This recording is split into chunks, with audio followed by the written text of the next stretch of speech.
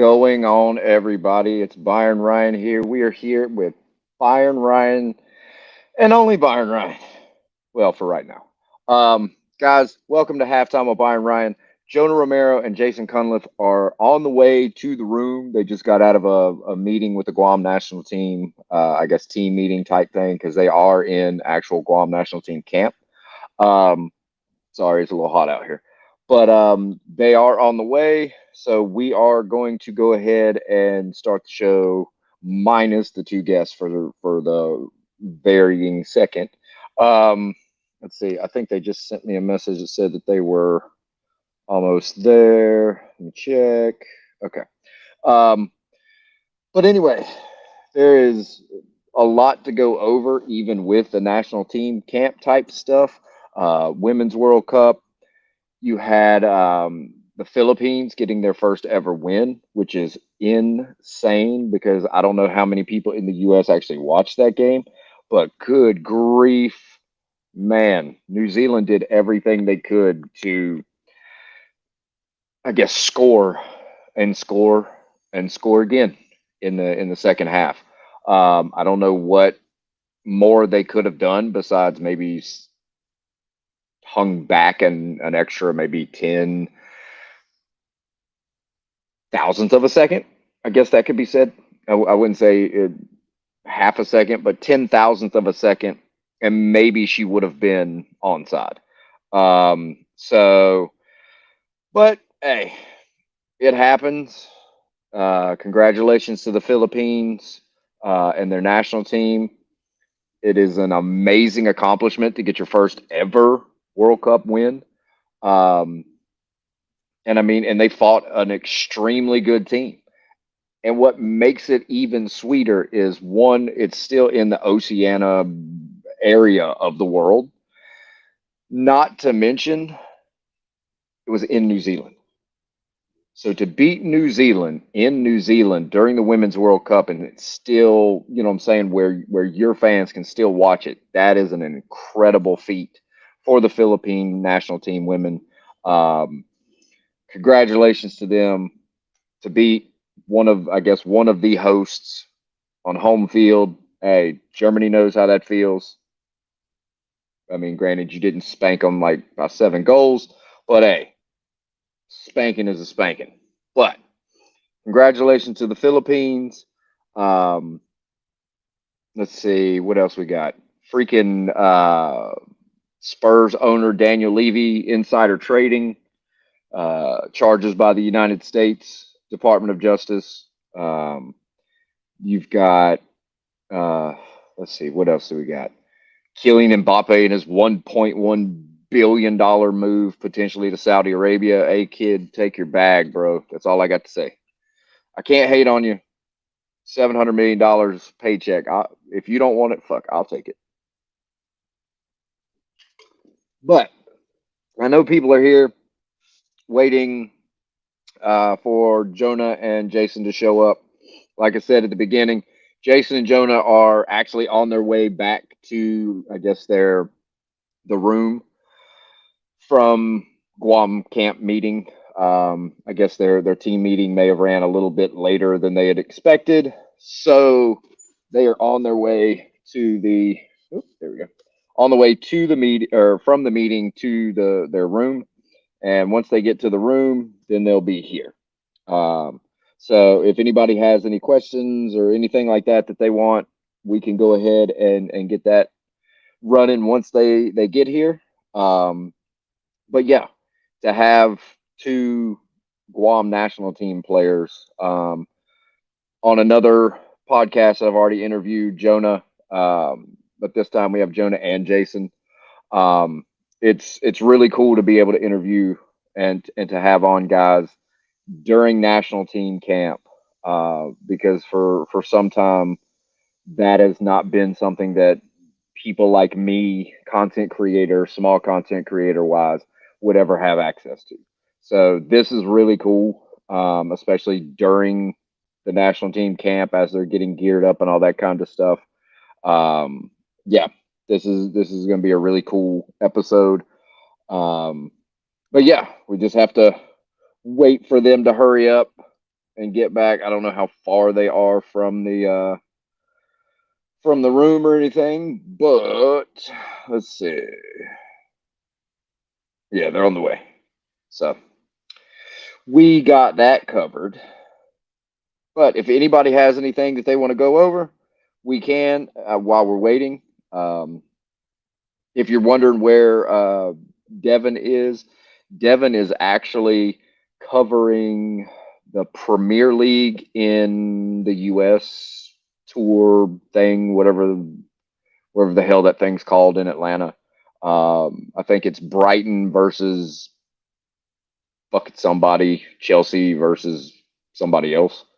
I don't follow. Obviously, I don't follow the Premier League enough. One to care, two to give a shit. But Devin's there. He gets to do a bunch of stuff on. I don't know if it's actually on the field, but it's going to be video. I think he's doing videography type things. Oh, here we go, everybody. Welcome, Jonah and Jason, to the stream. Good Lord, could y'all cram each other closer together? What's up, guys? We had a lot more viewers, I think, when Jonah announced it on his Instagram, but then they heard me ramble on for like 5 minutes and they were like, yeah, fuck this, we out.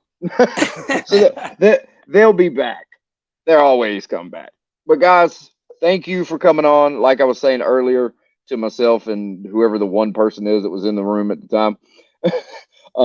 This is an opportunity that not many people, like a small content creator like me, would ever get to be able to do, especially talking to a national team player of pretty much any nation during camp. That's something that normally is reserved for big time, you know what I'm saying, big interview people. So for us to have two people at the same time, yeah, this is awesome. So Yeah, welcome to the telling the show. boys, we came on here, Byron, because I know when Guam was going through the typhoon, right, at during TSC, you were very supportive of helping us to, get that out there and to support Guam. So, here to help you and be here with you. Oh heck yeah!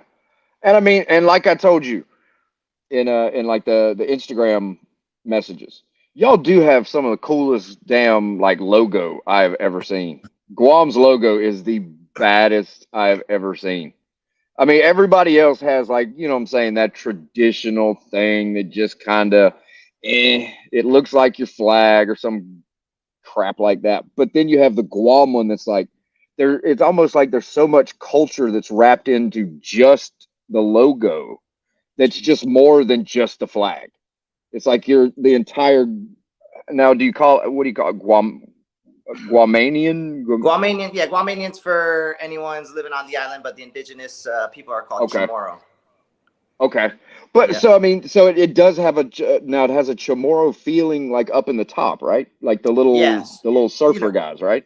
Yeah, credit to Carl Dodd, our former coach, the Australian. When he was in, he basically wanted to recreate the badge and allow the players on both the men's and women's side to come together and redesign it, because he wanted us to take ownership of it. He wanted it to mean something special to us. So that was a really cool part of his being here and getting that done was super cool. So now, everyone understands, like you said, a little bit more of our culture. They're asking questions about it. They want to know, what the significance is of each kind of thing. So it's been really good for us. Now, what's the language that Guam's written in the top? Because it doesn't look like it says Guam football. It looks like it's a different type of language, or am I just looking at it wrong? Chamorro is the indigenous people, and it's also the indigenous language. So it's Guahan is the ancient name, and then you have Protehi Defendi, which is just protect and defend. In our history, we were colonized by Spain originally for over 300 years. So you'll have some Spanish influence in there mixed in with the original indigenous language. So it's definitely interesting, and it gets a lot of people talking when they are curious about it. And obviously, Jonah being from El Salvador, he picked up on it when he first came to Guam, and it was something that kind of brought us together as well. Now, so it seems like teams like Guam, and now like the Welsh national team from Wales. They want to use their traditional like name in the Welsh language. So it seems like and y'all have had it longer than what they're trying to do.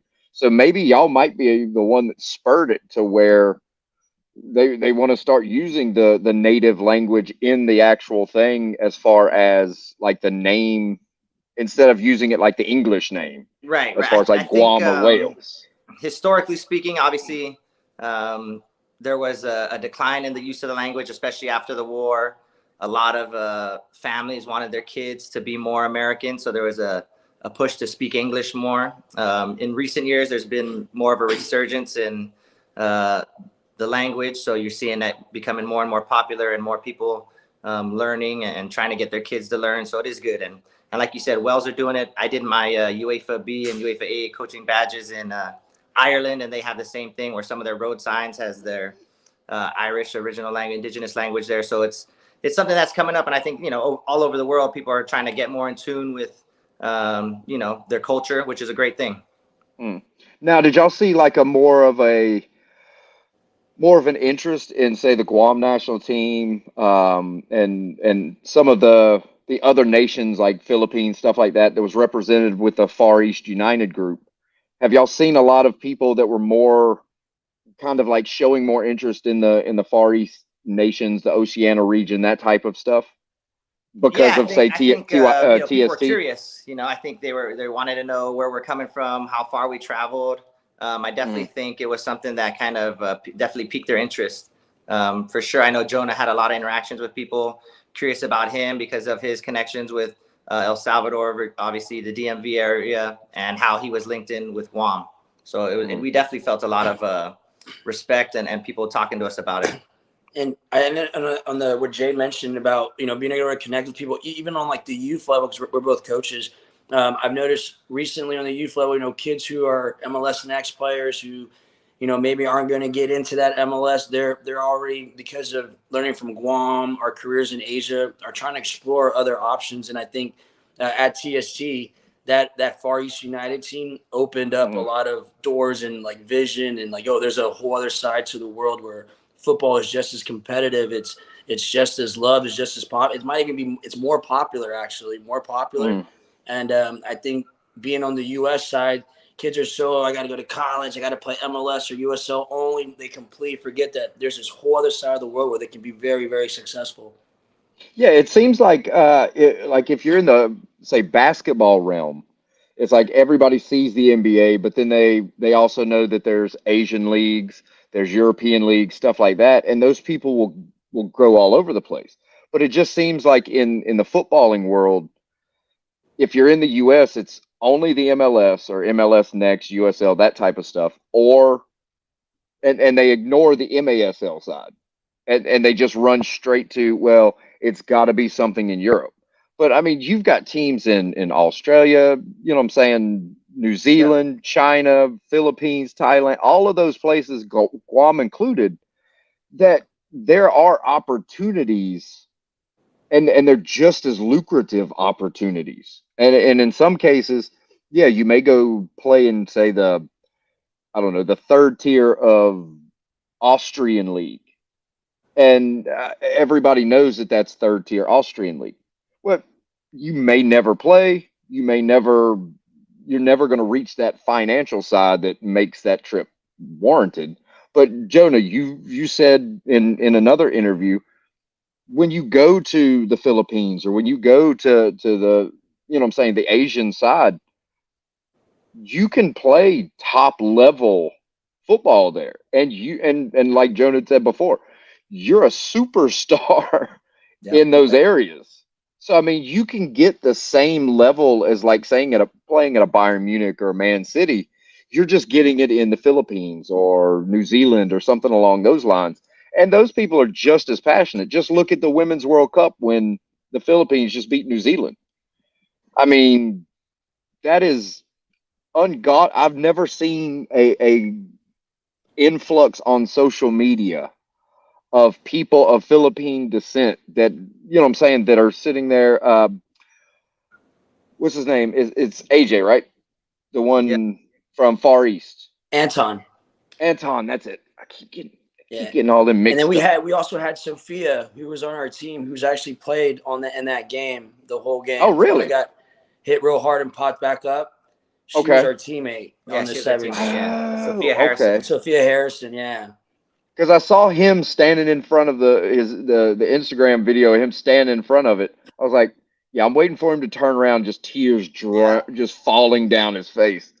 But it's that type of stuff. I don't think it takes, I guess, a World Cup or something maybe like a TST to show that there is that level of pride out there. There is that big following, and I mean it's just something that just fascinates the hell out of me because you got to think I'm German, so that side of the world just never really hit as far as a footballing nation. Um, but then when I started, like when I met Jonah and I met some of the guys from Far East and started hearing where y'all were from and where y'all had played, and then just looking it up, I was like, Jesus Christ, these people are playing in front of some big crowds. Yeah, And I mean, I've seen games. I've I seen didn't know games in that existed. Thailand, Mongolia, Indonesia, Malaysia. I've seen games that I'm telling you, like I've been in those games where and I've gone to watch DC United in my hometown, where I'm like, yo, these stands are empty.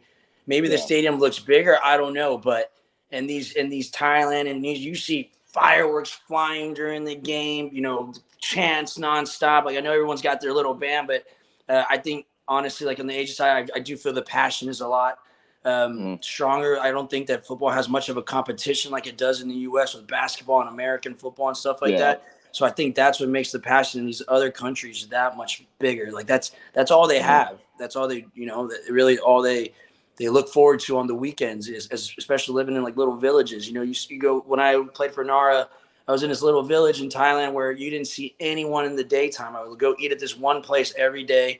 And then the games come up on Saturday and there's like 40,000 people, full stadium. And I'm But like, you I don't have see no anybody idea. in the I have town. no idea where these people came out of. Yeah, no idea where they came out of.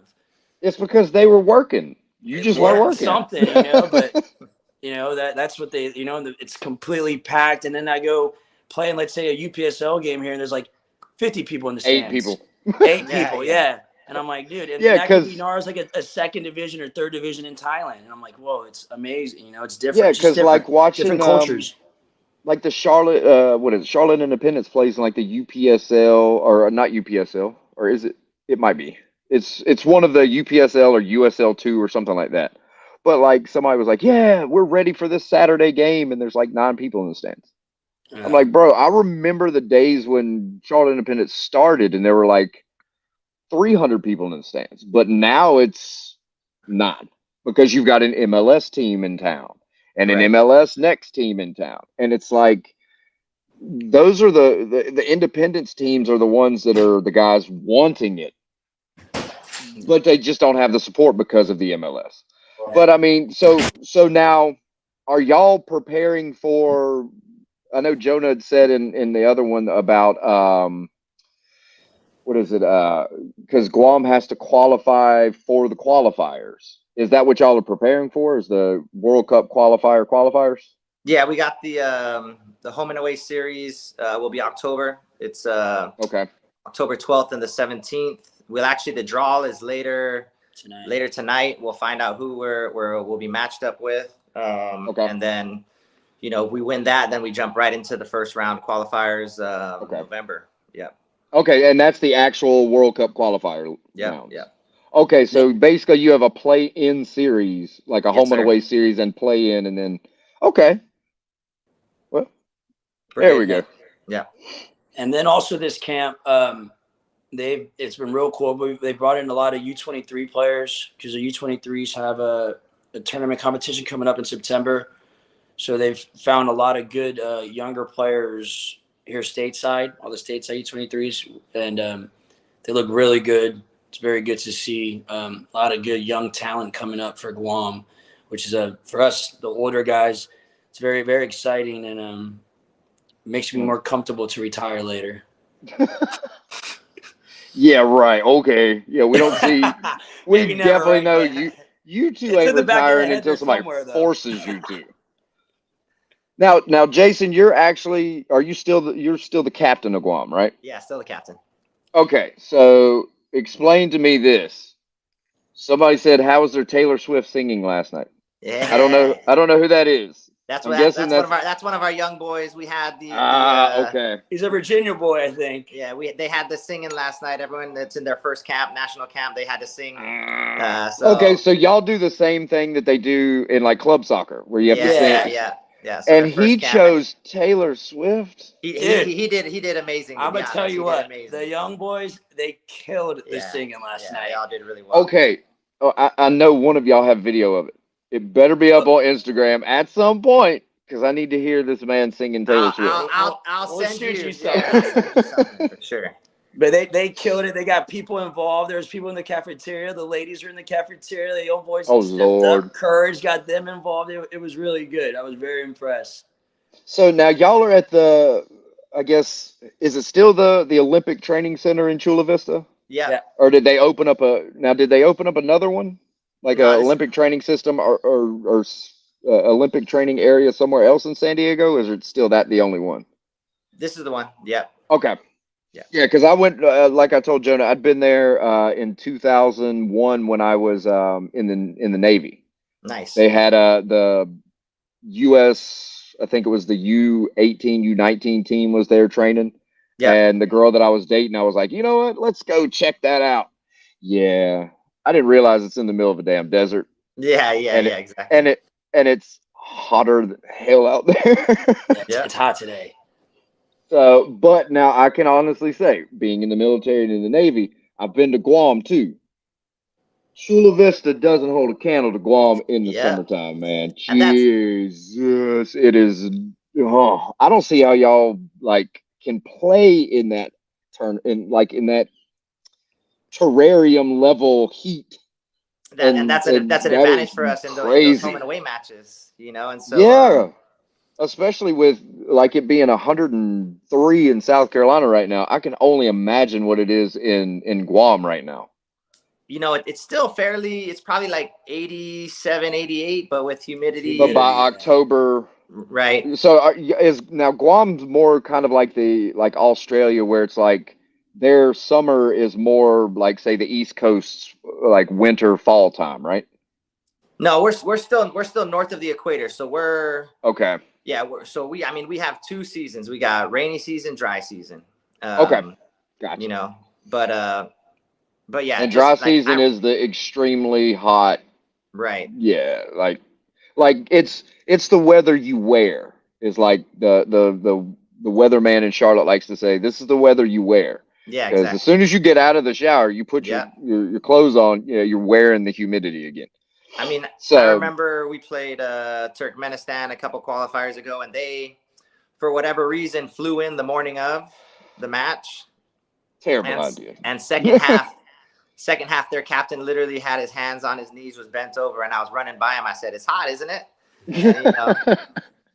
So I mean, it's okay. So that would be the reason why a lot of the Far East United guys, when they came out for TST, a lot of them weren't really affected. Yeah, weren't really affected by the heat. We knew that weather was going to be an advantage for us, right? In terms of, I guess, Lord, we're used to that. Yeah, because you could tell who was like truly used to it, because you had a couple of guys from Far East that, like Jonah said, had pants and jackets on. Yeah, and then you had guys like Culture by Mo, the Mo Ali team. A couple of those just wore those gigantic like warm up sweats, and they weren't sweating. But then you had guys like Hashtag or West Ham, Wrexham. I thought we're gonna die walking from the field back to the field houses. Yeah, they're like, it's so hot. I'm like, dude, welcome to North Carolina in the summer. Yeah, exactly. But then I turn around and they're like, well, why is that guy wearing sweats? I was like, because he's crazy as shit. I didn't know. Okay, he's wearing a jacket because he's from fucking Guam, and this is a winter temperature to him. Yeah, exactly. So summer, like when I'm coaching at home, I still wear my warm up tops and stuff, and all my kids think I'm crazy, but I'm like, it's not hot to me here. It's so cold. It's because like it's like only like 90. Yeah. And they're like, And see, and that's the crazy thing. Like when I go to Germany, it's the same way. They're like, oh, it's like 90 degrees and everybody's like freaking out. Well, one, they don't have rampant like air conditioning in all the places, and their air conditioning ain't quite set up the same way. But I'll sit out on the thing and I'm like, this ain't shit. And they're like, I can't breathe. I'm like, dude, this ain't humidity. This is awesome. But then it flips to like European, just like no humidity, straight like say Nevada heat. And it's like, okay, yeah, I can't take this shit. I need the humid heat. Don't give Yeah, me the that straight dry like, heat's yeah. another story. Yeah. Yeah, that's Southern California, just dry Yeah. air that sucks. Yeah. So now, who do y'all play? Because Jonah, you said y'all play a game tonight. Who do y'all play tonight? So we're playing a UPSL side, the Rebels. Okay. Obviously, I have a team in the UPSL. I did a little bit of research. They're a decent team. I think tonight they're bringing a bit of a younger team, and Okay. it's mostly going to be a lot for our 23s to play and get some minutes in there this evening.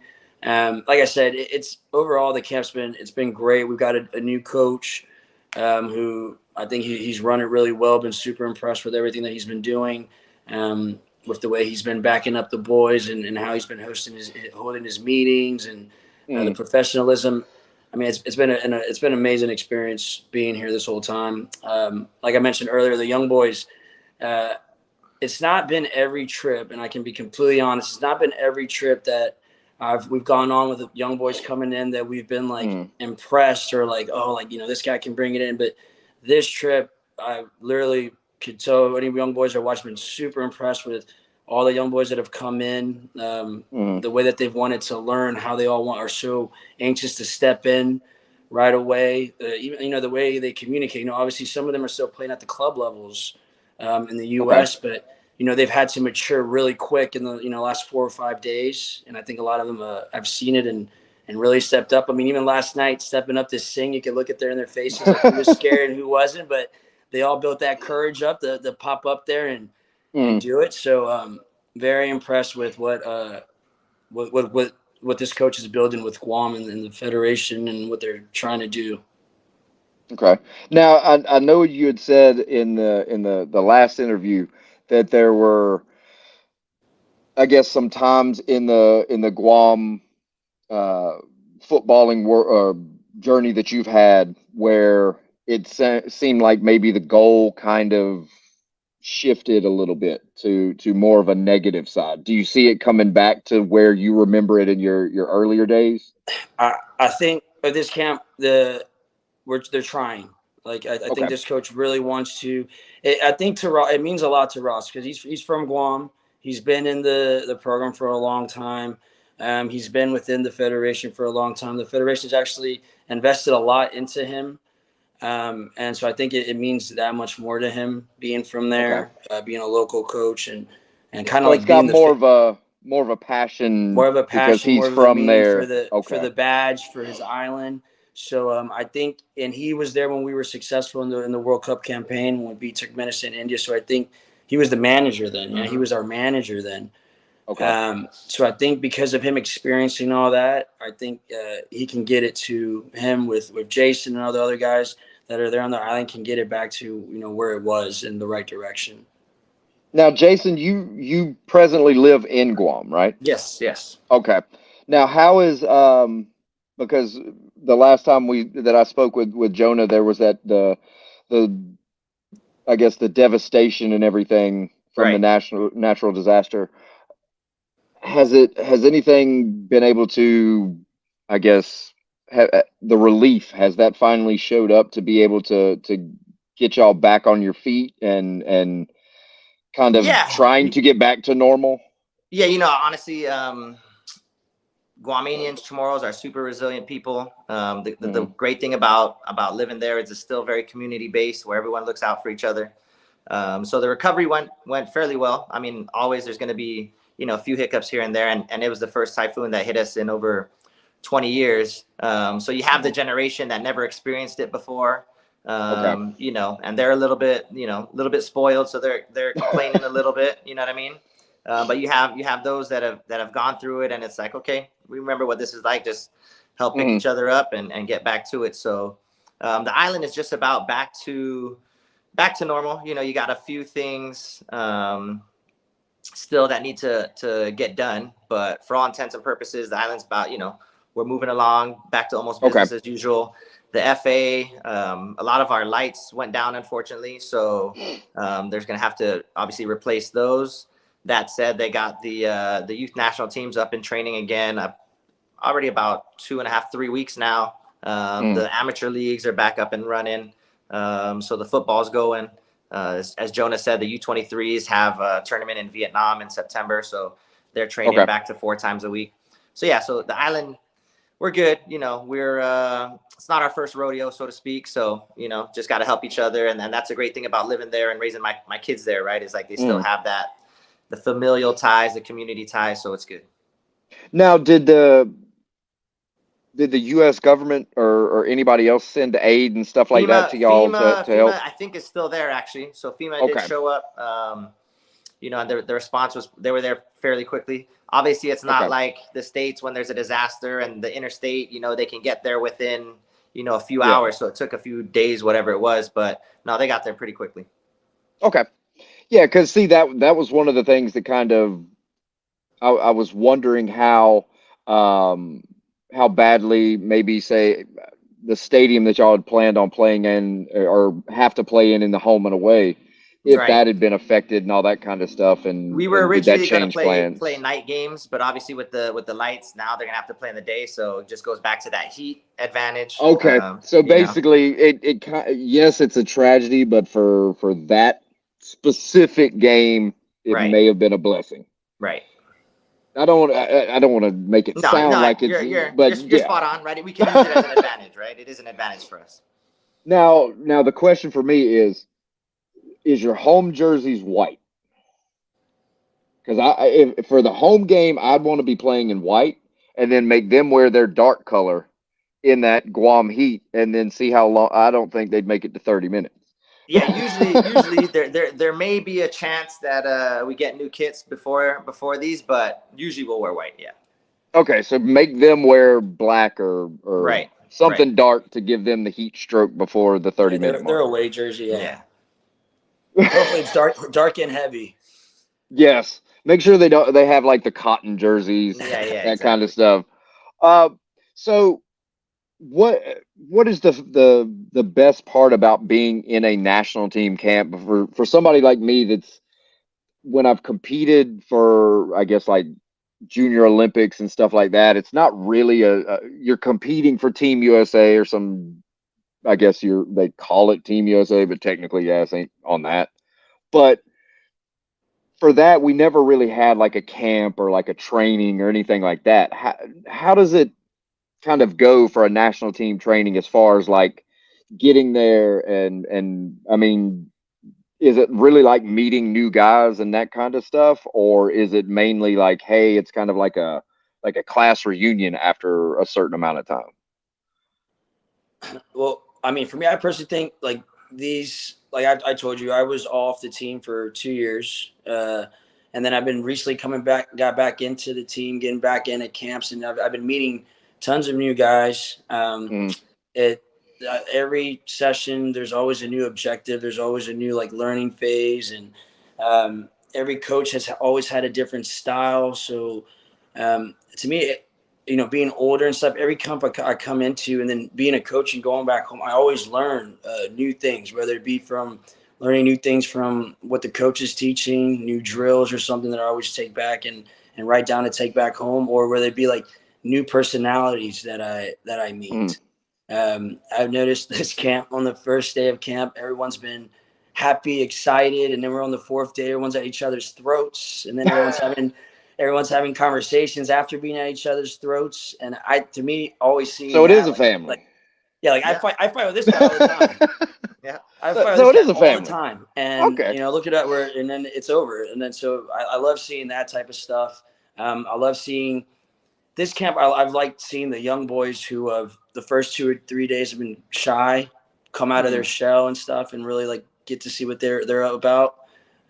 So it is sometimes like a reunion. Like I would say at this camp, there's only like 4 or 5 guys that I've been on the field with, been capped with, and there's like 17 new guys that I've never taken the field with.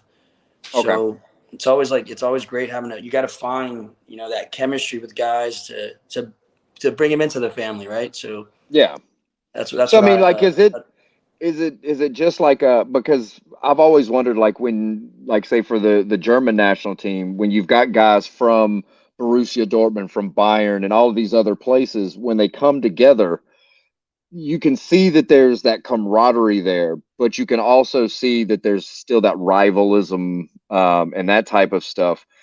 But how hard is it really to grasp from going from, like, say, a club group and how your style of play is 11, you know what I'm saying, say that 11 months out of the year, to come together for maybe that month or whatever and trying to learn that completely different system? Is it harder for it to take in and kind of mesh it together, or is there more of a fast track because it's such a short time frame for a national team?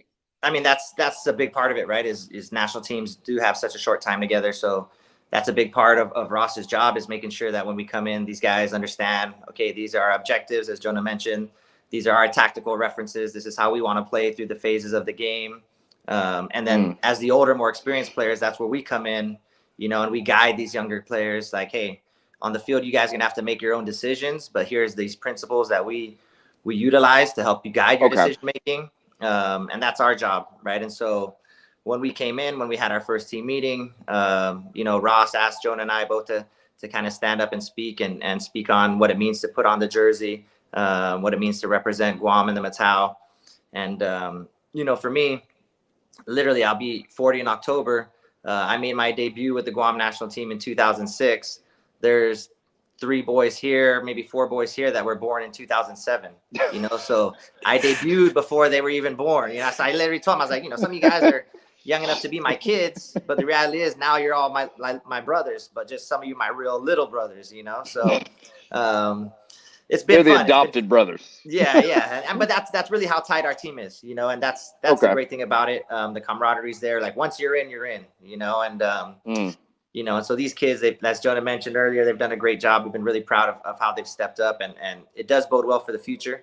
As we always tell them, like, hey, you're gonna take our spot, you got to earn it, right? And we're not gonna give it to you. You got to earn it, and that's fortunately they have been stepping up. And as Jonah mentioned, okay, my biggest dream is that there's 11 players on the Guam national team better than me, and for a while I was like, shit, when is that day ever gonna come? And now it's like, okay, I can see it coming, right? They just had to be born after the day that you started. Yeah. See, that's why you could never see it. Jay and I started this club on Guam called Zest, right? And what are the boys? They're all 06s and 07s, right? 07s, yeah. They're all 06s, 07, and like we would take these kids around Asia and like play in big tournaments like Singapore. So all these tournaments we would take them to, right? And now they're out here. Yesterday there was 2 of those boys out here that, like, I've literally got pictures where they're like up to my knee. Right, I'm not like the tallest guy, right? And now they're both taller than me. So that it doesn't take a lot. Gavin Baker, he's like, let's have a photo. I'm like, I don't want to take a photo, because then I don't want to have that before and after photo where I'm like taller, and then now you're fucking taller than me. Like, you know what I mean? But I mean, let's be honest, Jonah, you're not the tallest person in the world. No, I just admitted that, bro. I mean, like, I've got a 12-year-old niece that's probably taller than me. Okay, but her dad is like 6'3". Yeah. And her mom's like almost like 6 foot. I'm the tallest in my family. Good grief. So, okay, so no bullshit, how did it feel when you walked in and you found out that, like, Jason, you were here playing for Guam a year before these guys were even born?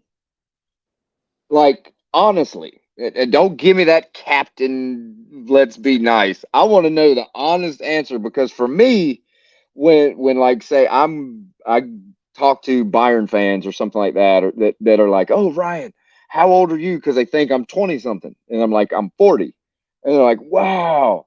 I was like, when did you become a Bayern fan? They're like, 2001. I was like, shit, I was graduating high school.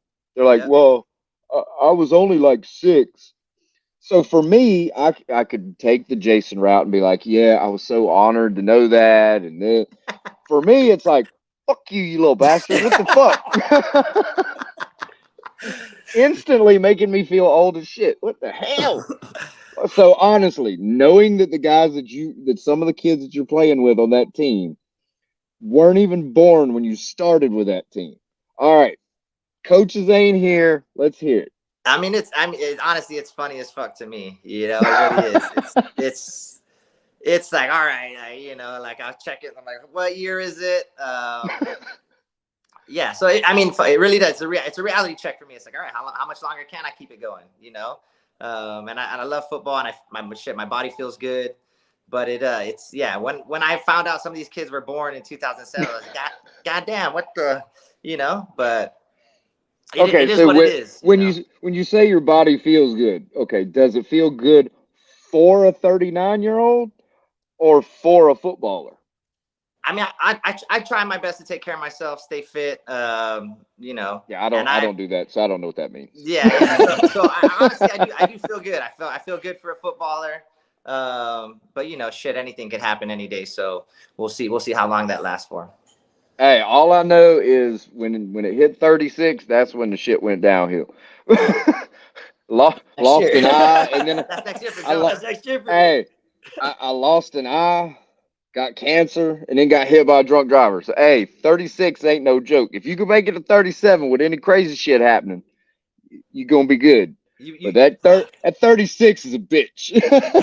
You born in '83? I was born in 82, but December. Okay, I'm October '83, so we're close. Yeah. Yeah. So I mean, 88, you old fucks. You can kiss my ass, youngin. We can't help. We know what was going on way before you do. Yeah, exactly. But I mean, so when you see those kids, is there a kid on the Guam national team that you can see like right now that you can be like, hey, that's the same type of mentality, that same type of player that I was. Or for like Jonah, that's the same type of mentality that I had. Is there a specific do you see a group of guys that have that you can see would be like, hey, this looks like the guys that we had as like say our leaderships when we were younger. For Does sure. that make sense? There's a few Do killers you out see here. it? Yeah. Okay. Yeah. So No, you can already see that at that age. Yeah, 100%. I Okay. think there's a few killers here, and then with us in the program, or when I was in the program, Ross did do this thing, this like mental side of it, where he was like, "Yo, this is the mental, the psychology side of this is like where I need everyone's brain to be, and everyone thinking this way." And it's basically like, "You're here to kill, like you're here to kill for the badge." And I think a lot of those guys really took that in well. And I mean, there's some killers out here. They're just like, yo, like they've got it. Like they just got to keep at it. Now, and the only reason I bring this up is because it's something that got brought up during the Women's World Cup as the haka from New Zealand, right? Does Guam have something that's kind of the same way, like a tradition that y'all do before? Yeah. Now, do y'all do that before the It's our game? pledge. Okay. Yeah. But do y'all do that before each match or? Yeah. Okay. Now, is it just a play? Like, is it the whole kind of like? It's a chant we all do together. Usually we do it in the locker room together and gets everybody going. Okay. Yeah. Now, okay, so y'all don't do that on the field or anything like that, like the haka when they try to intimidate the other team. No, we do it amongst ourselves, either in the tunnel Okay. or in the dressing room, right before the walkout. They can usually hear us though. Okay. Now that you say that, and I want your opinion on it because you know what I'm saying, you have that type of a tradition that kind of goes with the Maori people type thing. When somebody takes that and uses it as a TikTok or something like that, would you take that as a disrespect, or would you see it more as it's Guam culture that's getting out there? Would you see it like if they just used it as like say a TikTok, you know what I'm saying? I think context. I think context matters. Like if Okay. people are doing it in a respectful way and they want to, all great. But if it's done, in a different way, then yeah, sure, we might view it completely differently. I think the interphrasing can only be used one way, and if it's being used another way, then it's very clear if it's disrespectful or not. Yeah, because the with the haka, you had the Spanish women and the women from the Netherlands kind of do a TikTok version of it, and people saw that as okay, gotcha. Because then they brought up when the haka is used during like other events, like say when they go to Ireland and they do it before they play, say the Irish and with the All Blacks, right? And they had said that they had seen that as it was disrespectful because like South Africa and Ireland just stood there and stared at them and didn't move, like stayed interlocked and just stared them down while they were doing it. And some people saw that as disrespect. But for me, like Jonah said, with the women's teams did that, I see as disrespectful because you're kind of making it a sideshow. But for what, like, say, South Africa and them just staring them down while they're doing it, I don't see that as disrespect because the haka's there to intimidate. Correct. Yeah. If you're staring them down, that's your version of intimidation. Right. So it would be the same thing as what y'all do. Have you seen anybody try to do like try to intimidate you back when they hear that? Not yet. Not yet. No. Now is it because they don't realize what they're doing? Oh, did we lose? Oh, there we go. Now is it because they don't realize what's going on, or is it because it's kind of that intimidating? I honestly, when they hear it, I think there's a couple teams that obviously we played multiple times that understand but I think most of the time they're really genuinely like shocked, right? Like, they don't understand the language, so they're not sure what we're saying. B, the energy that it brings, I think just kind of overwhelms them, Okay. Now, on field, do you use native tongue on field? Or do you kind of speak more? Okay. We've actually discussed only using Chamorro in matches, but we would have to get obviously everyone on board and a lot of the boys. Okay. So that's something we've discussed and maybe use in the future because obviously English, everyone knows what we're doing. So yeah, but that's been part of the discussion. There's some words that I use that are Spanish words that are in the Chamorro language that I think on the field sometimes just because I play with so many Spanish people back home that they're always talking Spanish. But there's some words that I use that are Chamorro words, but it's nothing to do with the question that if we use it or not. Don't make it seem like you don't speak Spanish, Jonah. No, I speak great Spanish. He's like, oh, I speak Spanish. I speak because of my Spanish. I speak Spanish because I'm in D.C. and the guys around there speak Spanish. Bro, we know where you're from, man. We know you speak Spanish. If you were from El Salvador and you didn't speak Spanish, I would think there's some issues. What a disgrace, right? I'd be like, hold on, are you sure you're from there? Yeah. Now, I do have another question. Looking at both of your arms, and the tattoos go from one end to the other, is that a requirement for the Guam national team? Like, is that something you're going to tell the kids, hey, you're going to have a minimum of 6 next time you come back? Some of these is that going to be a requirement? More tats than me. Yeah, some of these kids are tatted up. But no, it's funny because a lot of them are asking about the knuckle ones or that's kind of pretty pimp.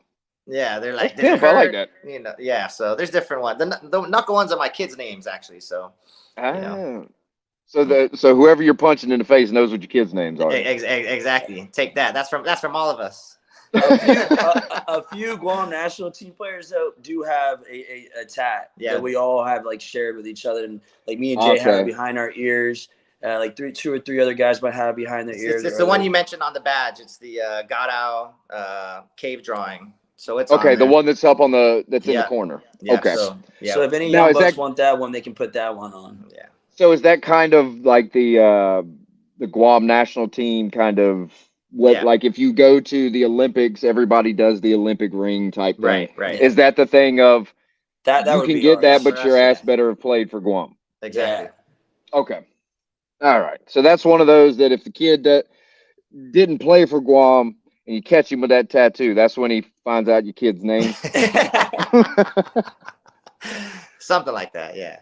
Okay, that works. Hey, we gotta have some kind of intimidation factor here.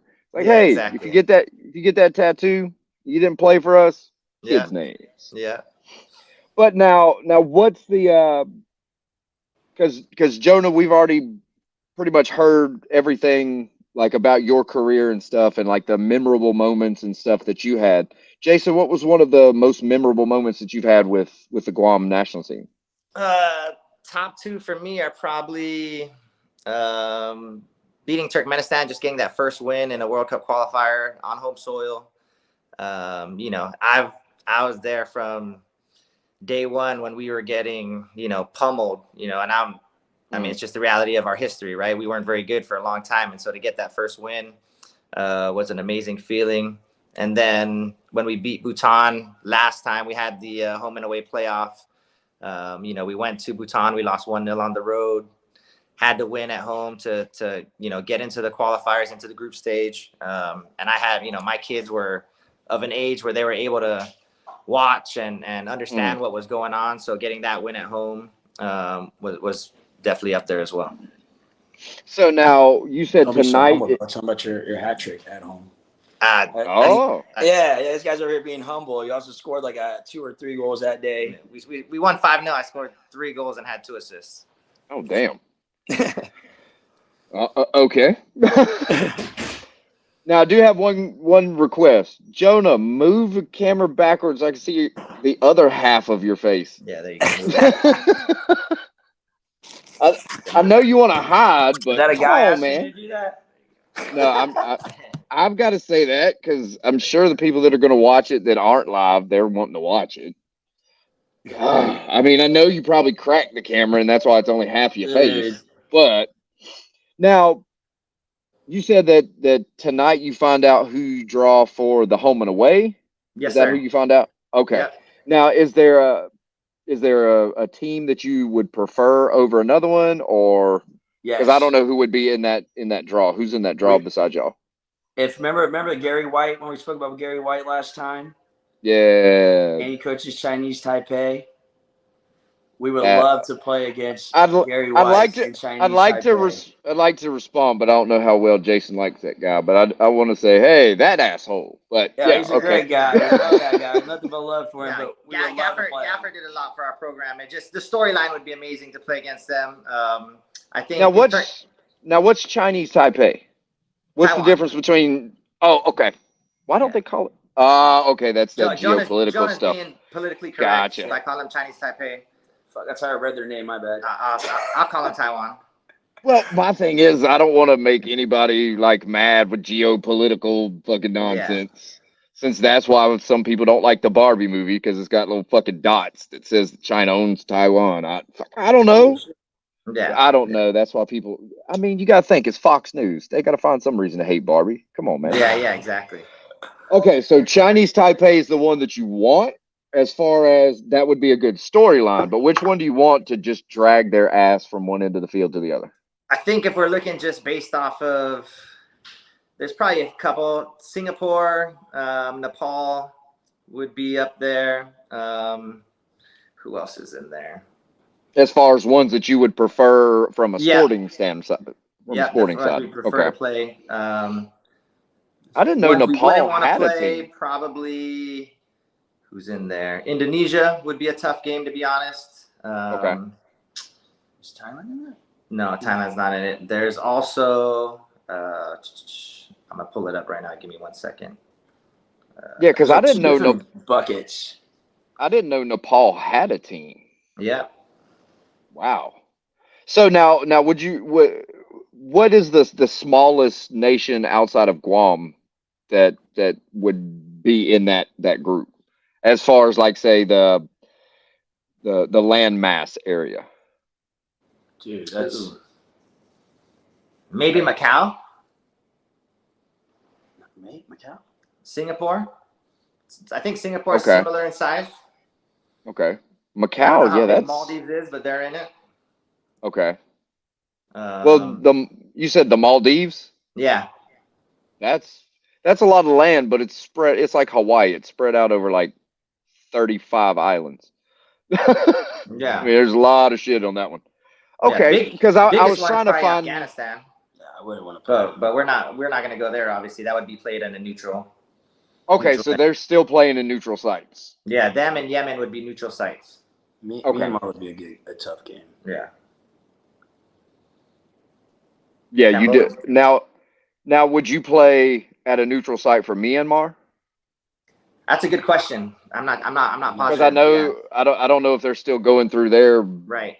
political nightmare. Right. I guess. Right.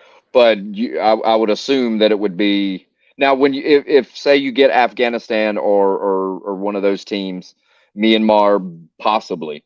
When it's a neutral site, is it your home game and then a neutral site, or both I games think at we both two? have to play a neutral. Yeah. Both at the neutral game. Okay, gotcha. Damn. So they go all the way out to Afghanistan as a part of yours? Yeah. West Asia, East Asia is huge, right? So yeah, the travel is tough. It's a big part of.